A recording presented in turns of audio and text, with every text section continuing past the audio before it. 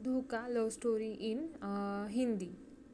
बात है 2016 की। प्रियंका और विशाल एक ही शहर के थे। विशाल और प्रियंका का घर थोड़ी दूरी पर था। विशाल रोज शाम को प्रियंका के घर के बगल में दूध लेने जाता था और रोज शाम को छत से प्रियंका विशाल को देखती थी, मगर विशाल ज़्यादा ध्यान नहीं देता था। प्रियंका को विशाल पसंद था और वह विशाल से प्यार करने लगी थी। उसके बाद कई दिनों तक प्रियंका शाम को 5 बजे से छत पर जाकर घूमने लगती थी और विशाल का इंतज़ार करती थी। विशाल आता था और दूध लेकर चला जाता था। कुछ दिनों तक ऐसे ही चलता रहा। विशाल प्रियंका को एक नज़र देखता था और चला जाता था। धीरे धीरे विशाल को प्रियंका को नोटिस करने लगता है और एक दिन मन में सोचता है कि ये लड़की रोज़ ही घूमती छत पर, मुझे देखने आती क्या? नहीं, इतना भी स्मार्ट नहीं दिखता मैं, छोड़ो, आती होगी, मुझे क्या करना? और ऐसा सोचते हुए चला जाता है। इसी तरह प्रियंका विशाल को देखकर मुस्कुराती और उसे देखती। पहले तो विशाल ने सोचा पागल है शायद और प्रियंका को इग्नोर करता रहा। उसके बाद कुछ दिन बाद विशाल एक सड़क हादसा हो गया और जिसके चलते विशाल दूध लेने नहीं गया। प्रियंका विशाल का इंतज़ार करती और सोचती कि अब आएगा, लेकिन विशाल कई दिनों तक नहीं आता। प्रियंका परेशान होकर सोचने लगती है कि बात कर ली होती तो सब पता रहता, क्यों नहीं आ रहे, क्या हो गया? इसलिए प्रियंका एक लेटर में अपने दिल की बात लिखकर रोज़ इंतज़ार करती कि जिस दिन भी विशाल आएगा उस दिन अपने दिल की बात कह देगी। कई दिन गुजर गए लेकिन विशाल नहीं आए। प्रियंका भी सोच कर परेशान हो गई थी। इसलिए एक दिन प्रियंका बहाने से विशाल के घर तरफ गई।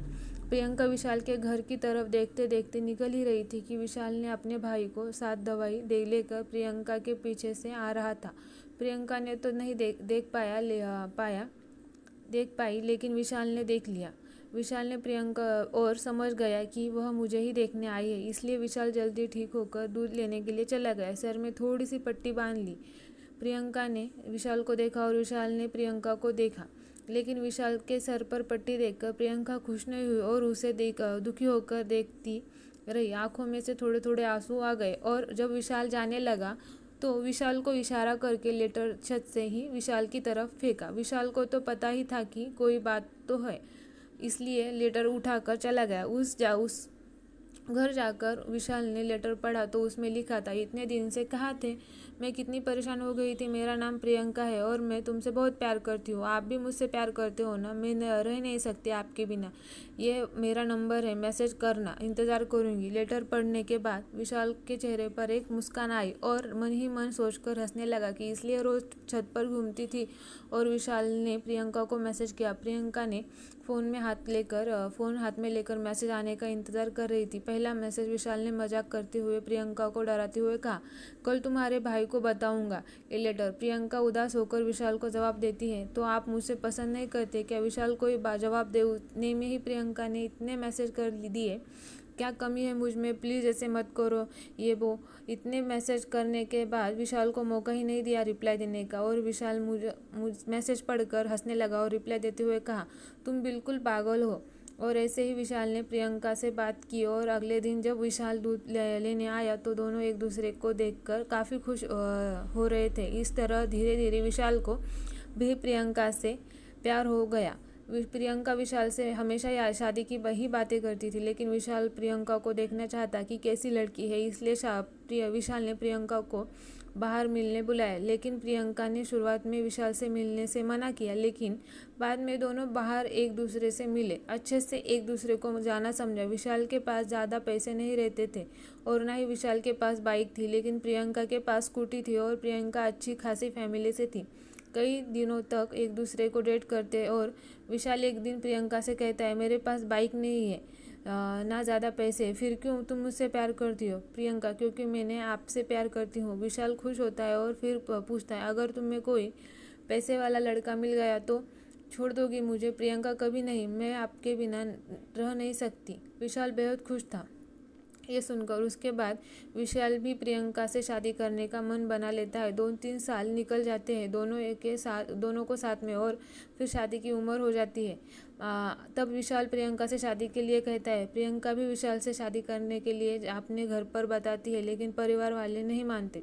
है। विशाल के बड़े भैया आसानी से मान गए क्योंकि विशाल के पिता नहीं थे, तो सभी निर्णय उसके बड़े भाई लेते थे। प्रियंका ने बहुत लड़ाई की विशाल से शादी करने के लिए, मगर प्रियंका के परिवार वाले नहीं मान रहे थे। उसके बाद प्रियंका ने पिता ने एक लड़का जो अच्छा बिजनेस के साथ पैसे वाला था, उसे भी शॉर्ट लव स्टोरी जो होता अच्छे के लिए होता है। प्रियंका के पिता ने प्रियंका को लड़का दिखाया और उसे बताया कि जो लड़का वो देख रहे हैं उसके पास खुद की 2 कार है और बहुत सारा पैसे वाला है, और वो विशाल के पास कुछ नहीं है, और जब शादी हो जाएगी उससे तो हर चीज़ के लिए तरस होगी। प्रियंका ने फिर सोचा कि विशाल के पास ना ज़्यादा पैसे रहते हैं और ना बाइक है, और फिर प्रियंका लड़के को देखने जाती है। लड़का काफ़ी हैंडसम और अच्छा दिखता था, विशाल से भी ज़्यादा सुंदर था। उसके बाद प्रियंका सोचती है और अपने पापा की बात को मानते हुए कह देती है कि उस वक्त प्रियंका ने ना ही विशाल के बारे में सोचा और ना ही प्यार के बारे में।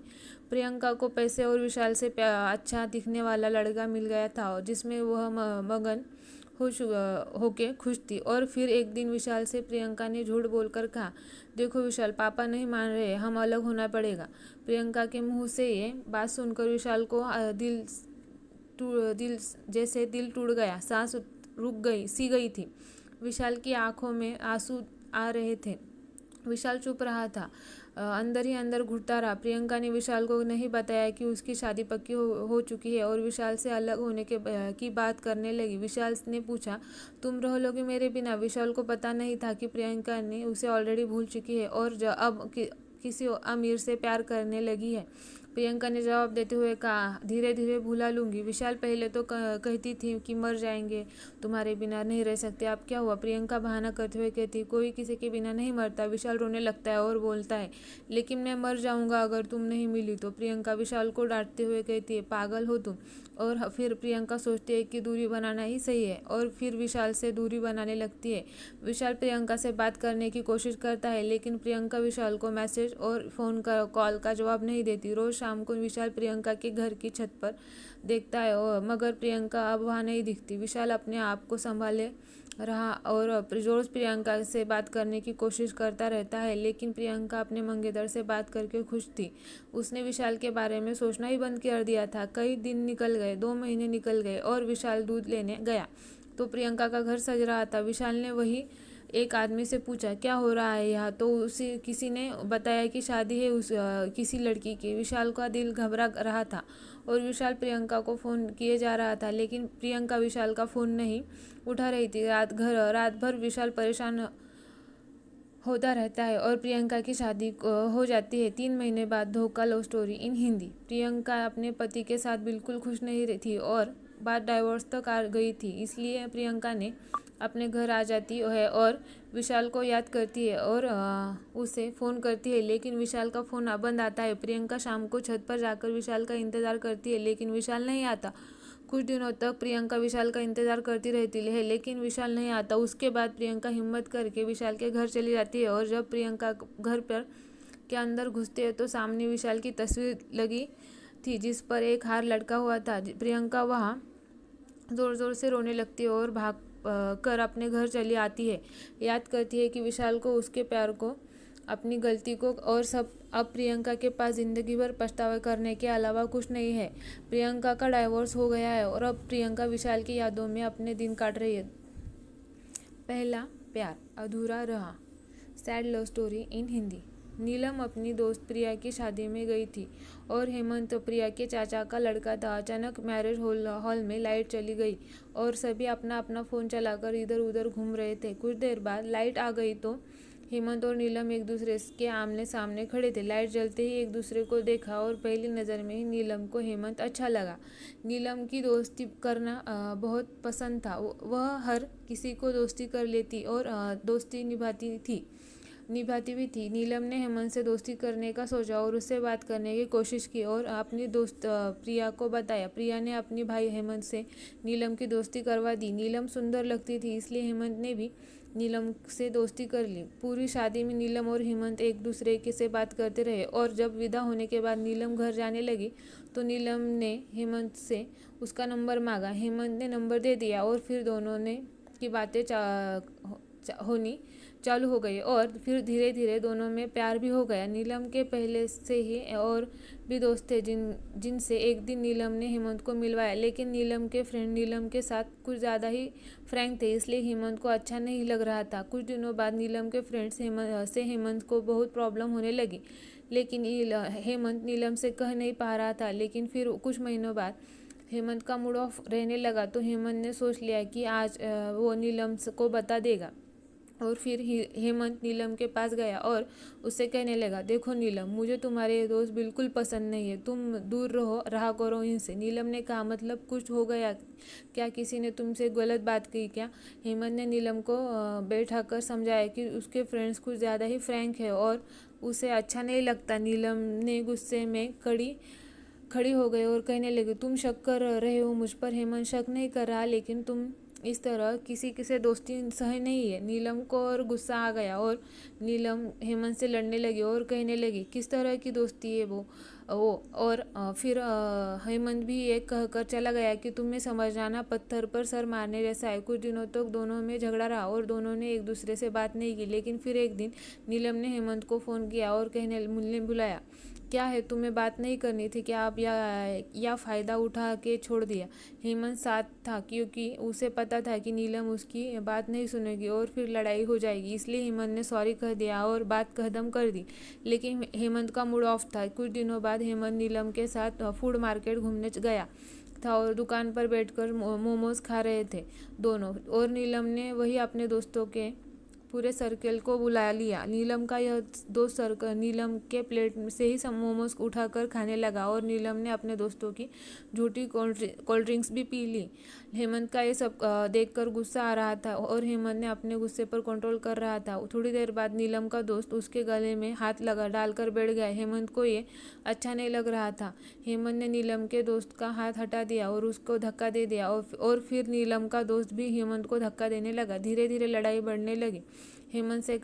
नीलम ने हेमंत से कहा, पहले तुमने धक्का क्यों दिया? हेमंत गुस्से में, ये गले में हाथ क्यों डाल रहा था? नीलम, दोस्त है, हम लोगों में चलता रहता, इतना कि तुम क्यों परेशान हो रहे हो? नीलम के दोस्त ने फिर गले में हाथ डाल दिया और हेमंत को चिढ़ाने लगा और हेमंत की लड़ाई पार पीठ तक पहुंच गई। मुश्किल से हेमंत और नीलम के दोस्त से को अलग किया और नीलम हेमंत से लड़ने लगे और चिल्लाकर कहने लगे, क्या प्रॉब्लम है तुम्हें मेरे दोस्तों से? हेमंत भी गुस्से में, क्यों डाल रहा था तुम्हारे गले में हाथ? नीलम, वो दोस्त है मेरा। हेमंत, तो सो क्या हुआ, क्या जानती हो? सो क्या, क्यों नहीं जानती उनके साथ? नीलम को ये सुनकर इतना गुस्सा आया कि उसने भी कह दिया, सो जाएंगे, जाओ तुम यहाँ से। हेमंत को भी उस वक्त बुरा लग गया और हेमंत से चला गया। हेमंत ने ये सोच लिया कि अब नीलम से कभी बात नहीं करेगा और नीलम को भी बाद में बुरा लगा कि उसे ऐसा नहीं बोलना चाहिए था और फिर नीलम ने हेमंत को सॉरी बोला, लेकिन हेमंत ने कोई जवाब नहीं दिया। नीलम ने बात करने की कोशिश की, मिलने बुलाया, लेकिन हेमंत ने ना आने की बात की और ना ही मिलने गया। करीब 1 महीने बाद हेमंत ने नीलम से मिलकर सब कुछ क्लियर करने की सोचा, इसलिए एक दिन हेमंत ने नीलम से चला गया और नीलम के सामने 2 ऑप्शन रख दिए, या तो अपने दोस्तों को चुनो या फिर मुझे। नीलम को फिर भी गुस्सा आया और नीलम ने फिर भी शांति से जवाब देते हुए कहा, तुम फिर उसी बात पे पीछे क्या प्रॉब्लम है मेरे दोस्तों से? मुझे नहीं पसंद और मैं बहस करना नहीं चाहता, और दोनों में से एक चुनने का बोला। नीलम ने बहुत देर सोचने के बाद फैसला किया कि वह अपने दोस्तों के साथ हेमंत के साथ नहीं आएगी और हेमंत के सामने उनसे दूर हो जाए रहेगी, इसलिए वह उस वक्त हेमंत को चुना गया। लेकिन नीलम अपने दोस्तों से भी छुपकर बात करती रहती थी। हेमंत खुश था ये सोचकर कि नीलम ने अपने दोस्तों को छोड़ दिया उसके लिए, लेकिन ये नहीं पता था कि नीलम उनसे भी बात करती है और मिलती है, लेकिन झूठ ज़्यादा दिनों तक छुपता कहाँ है, एक दिन तो सामने आ ही जाता है। नीलम के साथ उसका भी झूठ पकड़ा गया। एक दिन नीलम को हेमंत ने अपने दोस्त के साथ स्कूटी पर जाते देखा और उसका पूरा फ्रेंड सर्कल भी अलग अलग गाड़ियों से जा रहा था। हेमंत ने पीछा किया और सबको मॉल में जाते देखा। हेमंत ने नीलम को कॉल किया और पूछा, कहाँ हो? नीलम ने झूठ बोलते हुए कहा कि घर पर ही पड़ी है।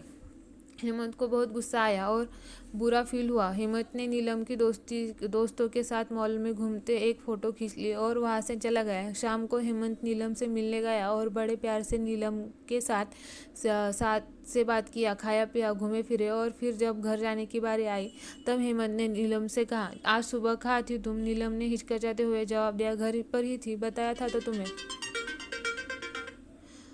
पूछे नीलम रोने लगी और चुप रही। हेमंत उससे पूछा जा रहा था, कहा थी नीलम को हेमंत ने पहली बार मारा था, इसलिए नीलम को बुरा लग रहा था और उसके आंसू रुक नहीं रहे थे। रात को हो गई थी, करीब 9 बज गए थे। नीलम हेमंत से बिना बात किए गए घर से जाने लगी थी, लेकिन हेमंत ने हाथ पकड़ के कहा, पहले मेरी बात का जवाब दो, फिर जाना। यह बात यहाँ से वरना आज जाने नहीं दूंगा, चाहे कुछ हो जाए। नीलम ने प्रिया को फ़ोन करके बताया, रिक्वेस्ट की कि कॉन्फ्रेंस में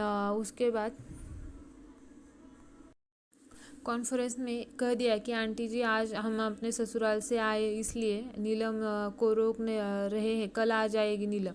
उसके बाद नीलम सड़क पर ही एक साइड गुस्से में बैठ गई। नीलम हेमंत से बात नहीं कर रही थी और हेमंत को बहुत गुस्सा आ रहा था, ये सोचकर कि उसने झूठ क्यों बोला। बहुत टाइम हो गया, इस सड़क खाली होने लगी और फिर हेमंत ने भी अपने घर झूठ बोल दिया कि और वही एक होटल में रूम में ले लिया और नीलम से फिर वही पूछने लगा। बहुत देर बाद नीलम ने जवाब दिया कि कह दिया घर थे। हमें हेमंत को इतना गुस्सा आया कि ये सभी झूठ बोल रही थी और मॉल की फ़ोटो दिखाते हुए ही नीलम को फिर से ज़ोर से चाटा मारा। नीलम फिर रोने लगी। नीलम का झूठ पकड़ा गया था और नीलम बैठकर रो रही थी और हेमंत नीलम से उल्टा सीधा बोलता रहा। 1-2 घंटे तक हेमंत नीलम को गलत सलत बोलकर गुस्से लेट गया। करीब रात 1 बजे नीलम ने हेमंत को माफ़ी मांगी, लेकिन हेमंत गुस्से में था। सॉरी, मैं तुमसे शादी नहीं कर पाऊंगा और ये हम हमारी आखिरी बार मिल रहे हैं, इसके बाद कभी नहीं मिलेंगे। नीलम का दिल घबराने लगता है और नीलम और ज़्यादा रोने लगी। नीलम हेमंत से बार बार माफ़ी मांगती है, लेकिन हेमंत और उल्टा सीधा बोलकर नीलम पे गुस्सा होए जा रहा था। पूरे दिन रात नीलम के झूठ से नीलम ने हेमंत के सामने अपने सारे फ्रेंड्स के नंबर हटा दिए और हेमंत से कहा, अब नहीं करोगे किसी से बात, ना मिलने जाएंगे, पर हमें मत छोड़ो।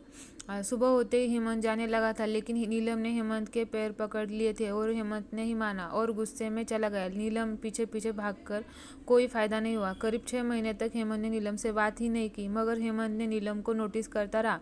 नीलम ने उस दिन से अपने दोस्तों से मतलब रखना बंद कर दिया था। दोनों तड़पते रहे एक दूसरे के लिए। नीलम ने बहुत कोशिश की, लेकिन अब जब हेमंत ने उसे ज़्यादा इग्नोर किया तो नीलम ने भी कॉल करना बंद कर दिया। और कुछ दिनों बाद नीलम की शादी पक्की हो गई और हेमंत ने ये सोचकर नीलम से नफरत करने लगा कि उसे कोई फ़र्क नहीं पड़ा रहा, खुश है वह। नीलम ने भी अपने दिल पर पत्थर रख के शादी कर ली और यहाँ से दोनों हमेशा के लिए अलग हो गए और दोनों एक दूसरे के लिए याद में उम्र भर आंसू बहाते रहे।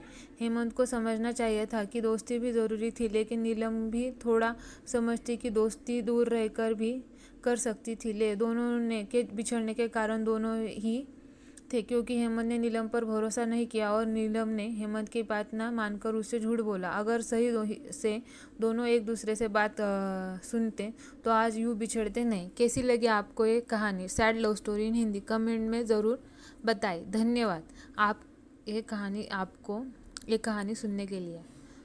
Thanks guys.